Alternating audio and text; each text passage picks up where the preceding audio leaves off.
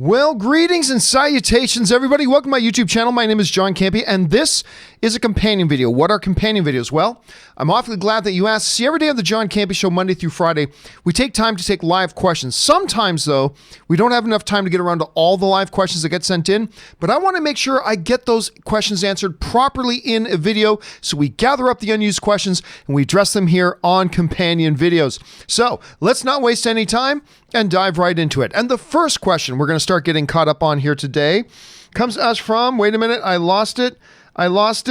Where are we at here? Hold on a second. There we go. I knew that was it. Darth Sidious writes in, I'm now a week free of alcohol, started on Christmas, and a couple of days free of nicotine, started New Year's Eve. Good on you, man. Haven't quite quit pot yet, but I'll get there. This year, I'm making changes for the better. I'll keep writing in to keep myself accountable. That's actually a great idea. Listen, I remember exercises when I was younger. They would often talk about like some good exercises to do for yourself if you wanted to try to keep yourself accountable, and that's great. And listen, I'm not going to say no one should ever drink. I mean, my wife drinks, everybody drinks, nothing wrong with it. I don't drink personally, but the only reason I don't drink is because I just don't like the taste of alcohol. That's honestly the only reason I don't drink. I just don't like the taste of it. I've never smoked and all that kind of stuff, but hey, if that's what's important to you to make those changes, then you do those changes, and good on you, and I hope you do well. All right, Darth Sidious also writes, top 10 of the year for me. Top 10 of the year for me, 210 of the decade currently in the works. Okay, got it. Number 10, Bombshell. Number 9, Shazam. I love Shazam. Number 8, Toy Story 4. Number 7, Once Upon a Time in Hollywood. Number 6, Ready or Not. That was a really nice little surprise of a movie, Ready or Not. Number 5, Abominable. I love that movie. Number 4, Joker. Love that. Number 3, Parasite. Number 2, Queen and Slim. Really good movie. And number 1, Waves. Thoughts. Yeah, Waves is one that's not getting a ton of love. I liked it a lot. Didn't quite make it into my top 10 list, but it's one that I really like a lot. I really enjoyed Queen and Slim. You've got a number here that are not going to be on my top 10, but I like every single movie you've got on your list there. And Ready or Not, with the movie that everybody thought was Margot Robbie, and clearly it wasn't. Ready or Not was such a pleasant little surprise of a horror fun film. I actually got, you know what? I only ever saw it. I might have seen it twice, but I might have only seen it once. I got to get back and see it again. I got to buy it and see it again because I really did enjoy that film. Anyway, nice list, Darth Sidious. All right, Orlando Orrego writes, I saw Frozen 2 with my cousins, and guess what? Movie supposed to start at 9:25, but Regal commercials went over 3 minutes, then trailers and more commercials. Movie did not start until 9:51, and again, that's just unacceptable, but that's pretty normal. That's unfortunately pretty normal. That's, what is that, 26 minutes? Yep, 26 minutes. 26 minutes of your time that you paid to be in the movie theater for, and they took up 26 minutes of your time after you paid them to be there to show you commercials. Look, I love trailers as much. Believe me, I love trailers. I love trailers as much as everybody, but 26 minutes is unacceptable. This has got to change. Anyway, sorry for your experience, Orlando, but thank you for sharing your experience with us, man. It's got to change, dude. It's got to change. Dino Vader writes, greetings from Switzerland. Saw Star Wars Episode 9 in the IMAX, and the 5-minute Tenet prologue was shown before the film started. My whole body trembled and my brain exploded. Did any of you see the clip? Nope, I didn't see it because I didn't see all the times that I saw Star Wars The Rise of Skywalker. I did not see it in an IMAX screen. And I don't believe that Robert Meyer Burnett did either. I don't think he saw it on the IMAX either. So no, I've heard all about it. It sounds riveting. I loved the trailer. It's great. And for heaven's sakes, it's Christopher Nolan. It's Christopher Nolan with John David Washington and Robert Pattinson. Do you need much else? I mean, there's so much there to be excited about, Dino, but no, I have not seen this little thing myself. I'm sure they're going to put it up online at some point, but clearly they're not doing that yet. But I cannot wait to see it. Really, I'm more excited for the movie than anything else, but still, everybody that I've talked to that has seen this little 5-minute, 6-minute preview is just gushing about it. So I'm very excited to see it myself. I'm glad you had a good time watching it, Dino. All right, Rob writes, Thought about seeing The Grudge reboot tonight. I thought I'd check on the reviews, and as of me typing this review, have still not dropped yet. This thing starts playing in 7 hours at theaters near me. Yeah, I know. And you know what? So you wrote this in about 6 hours ago. I checked myself a little while ago and still no reviews up for it. Massive red flag. And you know, we're going to talk about this Grudge movie tomorrow on the John Campea Show because I don't know if anybody's going to go see this movie. This movie is coming in very quietly into theaters. They did not promote this movie well. I had no idea it was opening up this weekend until just a few days ago. Like, I totally forgot it was opening at all. And then they've hidden the reviews and all that kind of stuff, despite the fact that John Cho's in it, and I really like him. Every single red flag that could go off about this movie is going off about Now, the original movie, Ju-On, the original Asian version of it, one of the most freaky, scary films you're ever going to see in your life. But I don't have a lot of hopes for this movie, man. They got all the red flags going off. So, I mean, if you don't have the budget for a big marketing campaign, then you're going to want reviews to come out and get so the press will start talking about it. But you're not showing it to the press, and the press that have seen it, you're not letting them talk about it. Bad sign. Bad sign all the way around. Stubble McShave writes, I agree that weekly releases is better, but smaller titles may have a problem to punch through the noise of all the other content with a weekly release. An all-out release may make sense for them in order to reach an audience and not be caught up in the noise. I disagree. I disagree with you on that, Stubble, and I actually think it's the reverse. If you think you've got a smaller project for television and you want to punch through the noise, the way to do it is not to drop it all at once and then have it disappear. Like, seriously, no one's talking about Witcher anymore. It's done. Everybody who's wanted to see Witcher has seen Witcher. No one's talking about it anymore. It's gone. So if you're a smaller property and you want to break through the noise, then you need an elongated exposure. You need that week to week to slowly build word of mouth. Just get a couple of people to check out that first one. Hopefully they like it. They start talking about it. The next episode comes out a week later. Hopefully a few more people. Now they've got an entire week to really pump it up to their friends. The third episode comes and suddenly you got 2 months. We talked about Mandalorian for months because it was week to week. I would suggest, if you're a big title like Witcher or Stranger Things or Punisher, you can do that. You can drop all at once because everybody's already looking forward to it. If you don't already have a large army of people ready to look forward to it, then dropping it all at once, I think it's counterproductive. So I actually think for smaller projects, it's even more essential to take a week-to-week release approach. That's just my theory. I could be wrong about that, but that's just my theory in that. So I'm going to take the opposite view on that one, Stubble. All right. Matthew Melagrano writes, John, I bet that Rob has a copy of They Live. Oh, I know he's got a copy of They Live. Yes, he and I have talked about They Live before. I have come here to kick ass and chew bubblegum. And I'm all out of gum. Oh, we've talked about that movie before. I know he's got that one. Reggie writes, I usually go to the theater 3 times a year. Lately, the MCU. I am more comfortable with the crowd on the Monday a week later. Also, I have noticed that no one has followed that assigned seating, that nobody has followed that assigned seating yet. Being so particular, and am I missing out? I'm not sure I understand where you're writing, Reggie. Also, I have noticed that no one has followed that assigned seating yet. Being so particular, am I missing out? Are you saying that, I'm not quite sure what it is you're saying, Reggie. Are you saying that the theaters you've gone to don't have pre-assigned seating? I mean, look, the one good thing is if you're going a week and a half after a movie opens, so you're going the following Monday after a movie, so not the immediate Monday, but like the following Monday, so like really a week and a half later on a Monday, pre-assigned seatings don't become as important unless it's like Endgame or something like that because, well, I mean, you're not going to get as big of an audience there, so you're fine. But pre-assigned seating, I think, is the most important development in the movie-going experience in the North American audience because people in other countries have had pre-assigned seating forever. And they look at us in North America like we're living in the dark ages, which we were, theatrically speaking. We were living in the theatrical dark ages. So it is a big, big deal. But again, it only becomes really a big deal when you like to go to movies like a lot of other people do, like on opening weekends and popular Fridays and things like that. That's when it becomes more important. So that's when you'll notice it more. Again, I'm not even sure if I'm really answering your question because I'm not really sure if that's what you were asking, but that's the best I could do on that, Reggie. Anyway, thanks for writing in, man. All right, Scott D writes, did your headphones survive? Nope, the headphones did not survive. They did not. They were actually really busted and shattered. So I had to break out my Audio Technica headphones, which I had put away for a while. And I showed the Audio Technica the other headphones, say, let that be a lesson to you. So that's what I did, but no, they did not survive.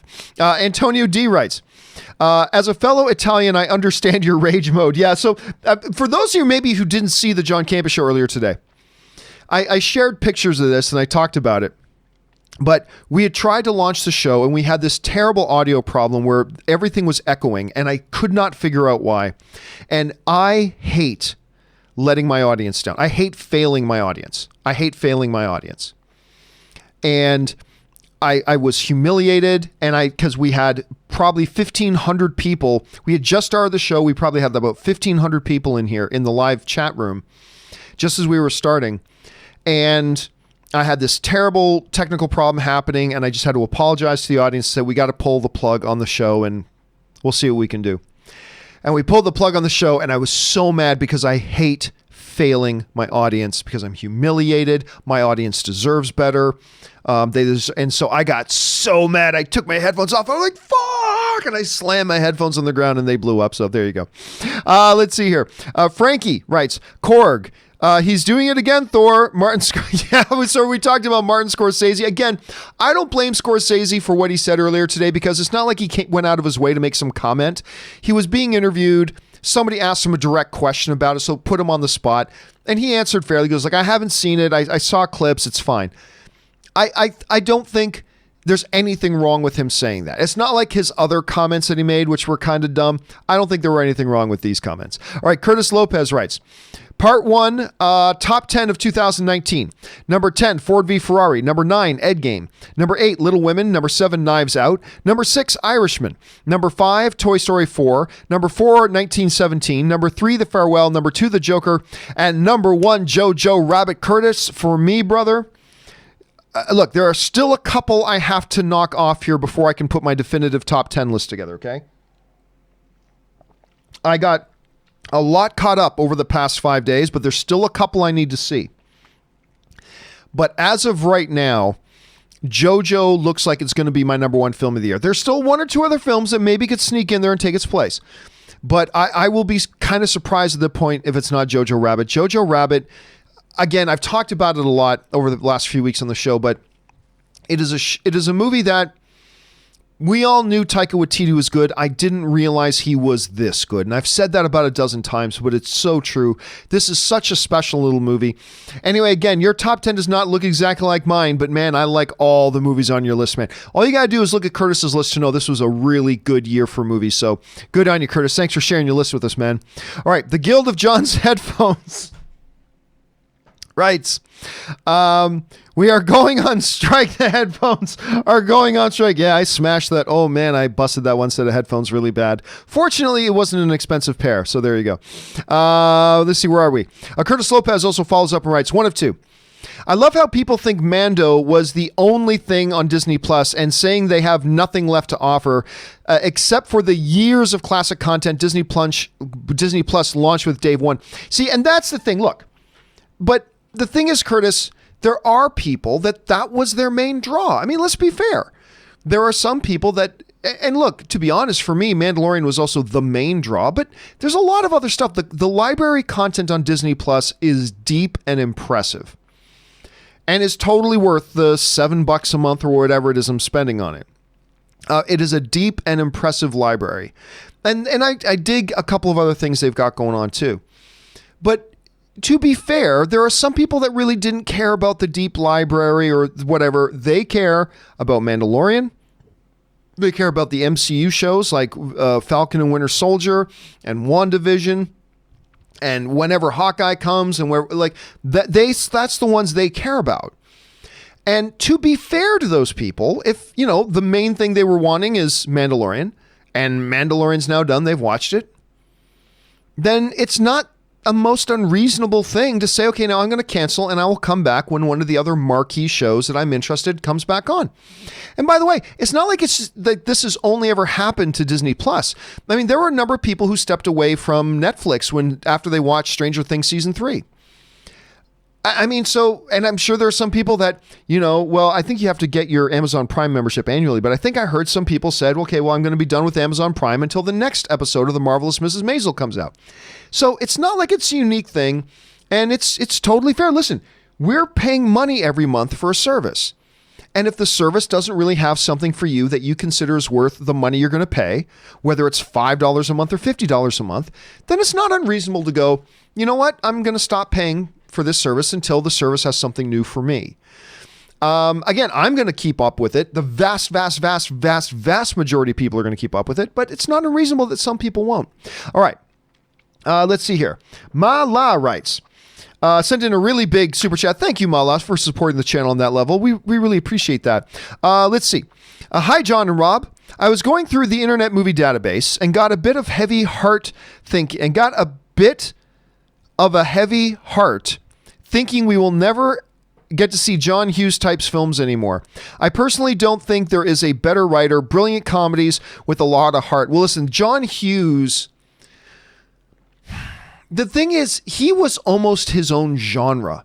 John Hughes, see, that's why when Spider-Man Homecoming was coming out, they're like, it's a comic book movie crossed with a coming-of-age John Hughes movie, right?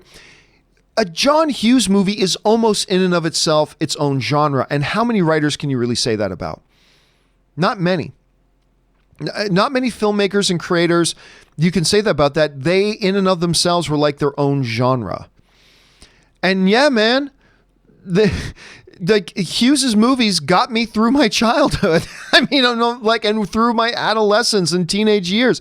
I mean, it really is true. And it's unfortunate, but the good thing here, Mala, is that like Spider-Man Homecoming, I've been hearing more and more filmmakers speaking nostalgically about the films of John Hughes. And I feel like we're starting to get more and more John Hughes isms in our films. And I wouldn't be surprised at all if in the next 3-4 years, we start to get kind of a trend of very John Hughes type movies.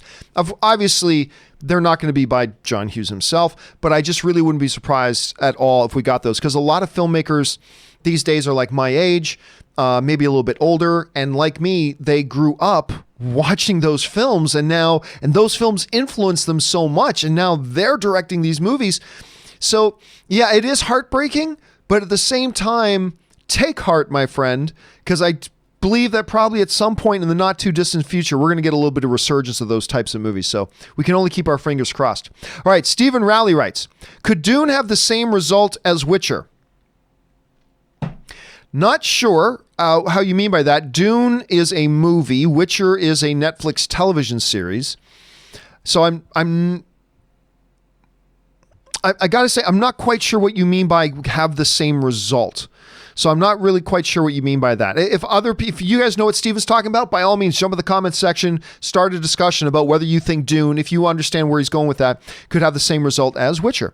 All right. Nolan Wilson writes, what happened to the good sports movies? I grew up on a ton of them in like the 2000s, like Friday Night Lights, Coach Carter, Miracle, Glory Road. They aren't peak cinema, but I miss them anyway. Yeah, good sports movies. And by the way, you left out one of my favorite, Mystery Alaska. I love with Russell Crowe. I love Mystery Alaska. If you've never seen Mystery Alaska, watch Mystery Alaska. It is so great. Anyway, it's true. We don't get a whole ton of sports movies anymore. Not so long ago, we had Christian Bale winning an Academy Award for The Fighter. And, we've had a few boxing movies the last few years, but no, we haven't gotten an awful lot of sports movies. And I'm not really quite sure why that is.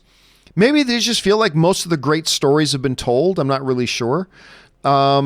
Maybe a lot more of them are just better suited to documentary than anything else. But it's true, Nolan. I haven't really thought about it, but we have had a distinct, I'm not going to say lack, but shortage I use the word shortage of good sports movies, and it would be good to see a nice resurgence of that. I mean, obviously I'm a little bit biased because I'm a big sports fan. I'd love to see some sports movies, but there you go.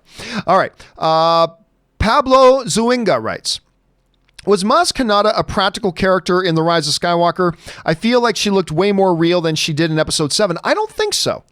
I mean, listen, the thing is, the digital effects these days, at least the ones done by the good companies, have become so indistinguishable from what's real that I wouldn't be surprised at all to find out that maybe part of Maz Kanata was actual practical puppet. As far as I know, though,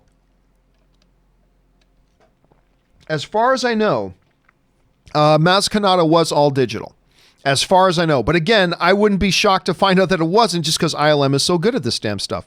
I mean, let's look at Lion King. Like, love or hate the new Lion King. I love it. A lot of people did, and that's fine. But love or hate it, you cannot help but stand back and tip your cap.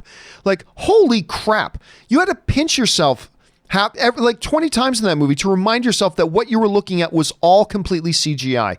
Everything was CGI. It's crazy how realistic they can make this stuff look these days. All right. Let's see.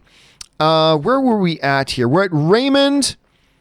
Raymond Wheel writes, I love Daniel Day-Lewis. He is the greatest of all time, a master technician. However, I would say Meryl Streep is a more well-rounded actor, having done comedies and musicals. Would you agree? You know, I'll still stand on the ground that Daniel Day-Lewis is bar none the GOAT. He is the greatest of all time. He's the Bret Hart of acting. The best there is, the best there was, the best there ever will be. That said, you can make an argument that Meryl Streep is a more well-rounded actor. I mean, look, what we never really did get to see.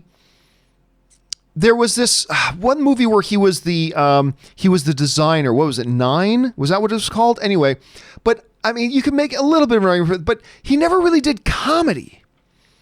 You know, he certainly, to the best of my recollection, never really did musicals or anything like that. Meryl Streep, on the other hand, the Streep monster, who is the female GOAT. I mean, she's the greatest actress in the history of the business. I mean, yeah, she has shown a propensity to be able to do it all. She can do heavy drama. She can do period pieces. She can do musicals. She can do comedy. She can, you name it. She can do it. So I still think overall, on a power meter level, I still think Daniel Day-Lewis is the greatest of all time. But can you make an argument that maybe the more well-rounded one might have been Meryl Streep? I think you've got an argument to make there, man. I really do. All right. Jake Iyer writes, Rob, unfortunately, who's not here right now, what 4K releases are you looking forward to this year? I'm really excited to get the Lord of the Rings films, A Clockwork Orange, and Jaws. Well, I could tell you right now, he'd be excited about all of those. I don't want to speak for Robert, but I think I can safely say with some definitive certainty that he would absolutely be very excited about all those films. Of that, I have no doubt whatsoever, Jake. So I think you're going to find he's going to be a fan of that. All right, let's see here. Last 3 questions, and then we're wrapped up here, guys, and we're all caught up. Austin Green writes, you saying, I'm not going to say it out loud, hey, Google, triggered my Google Home. See, I did that. For those of you who missed it, it's crazy how sensitive. I've got a Google Home in my office. I've got one in my bathroom, my bedroom master suite bathroom. I've got one down in my living room, and in my bedroom, I've got an Alexa Echo, an Amazon Echo, an Alexa. So earlier today, I was like, so what I'd say in my bathroom is, hey, Google. I whispered it into the mic. And the damn thing still heard me, and it started to answer me. It was the craziest thing. So yeah, I'm sure I should be careful about that whenever I say it, because for those of you who have those around the house, if I say it into the speakers, it probably will trigger it. So I'll try to be a little bit careful with that, Austin. All right, Ben Rayner writes. Ben Rayner writes, where do we go again? Okay, John, will we get a holy shit, he's alive about Vader in the Obi-Wan series? I've watched New Hope, and Obi-Wan didn't seem surprised to hear Vader was alive. Over under 25%, we get Obi-Wan that moment. I don't think so. The reason I don't believe we will, and I'll take under 25%, is if the show starts off 3 weeks after he goes to Tatooine, fine. But from what I understand, it's going to be years later. a lot of people in the universe have heard of the Emperor's right-hand man, Vader. So it's not, I would fully expect that one way or another, Obi-Wan is going to be aware. When this show starts, which again, I believe we've heard, and they've said this will be many years later, I think like 8 years after the birth of Luke Skywalker. So I think Luke's going to be about 8 years old when this show starts. I believe somewhere in that time period, he would have found out or heard through the grapevine or whatever. He knows Vader's alive. So I don't think it would have happened more than 8 years after after he relocated to Tatooine. So it's not impossible. I'm not saying it's a 5% chance, but I'm going to take under 25. That seems a little bit high for me. Okay. DJ D Rex writes, what was your thoughts on the Harriet Tubman movie? Harriet. I was really excited about it. I got derailed, so I was pretty late to the party.